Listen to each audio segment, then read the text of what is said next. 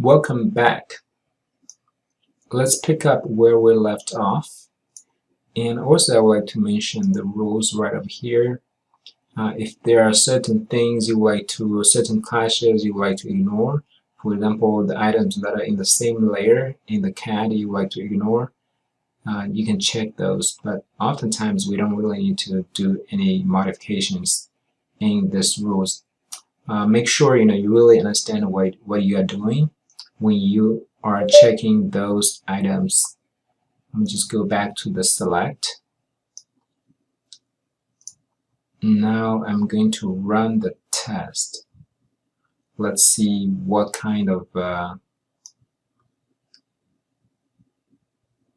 clashes we can get.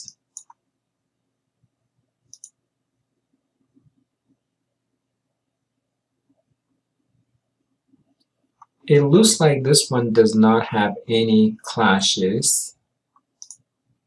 Let me find a different one. Since the first one does not have any clashes, then I basically add another test. So for example, if this one we would like to change the name, let's say electric versus the fire protection piping. Now let's select the 2 electrical. Now I would like to select the fire protection, and everything else I'll leave as is. Now let's do another test to see if we can have some clashes.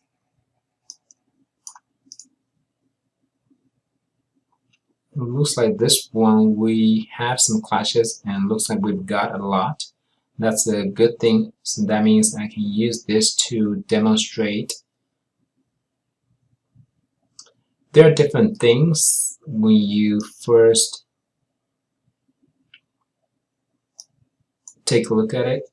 There are a lot of settings in terms of the clashes. So for example, the item 1 is going to be marked as this kind of a color. Item 2 is going to be another color. And if you want to highlight all the clashes, you just click this. If you don't check this, that means currently you are viewing clash 2. And also let's take a look at the auto update. So when we switch between different clashes, you can see there's some sort of like transition.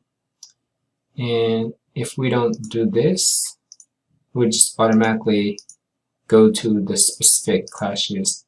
So I think this sometimes this can be a little bit helpful to show the relative location of the clashes. Not necessarily, this is always good.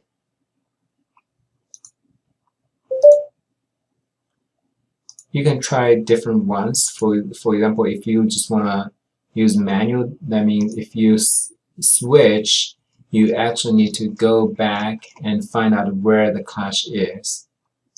So you can use those case by case. Sometimes some of those tools can be helpful, but sometimes you need to use the manual view.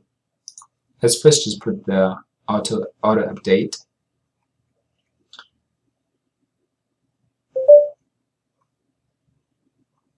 And you can also here, if you want to dim others, you just need to toggle this down, or you want to hide others, you can hide it. Just focus on the clash. If you want to see the context a little bit, just dim other, and that would be good.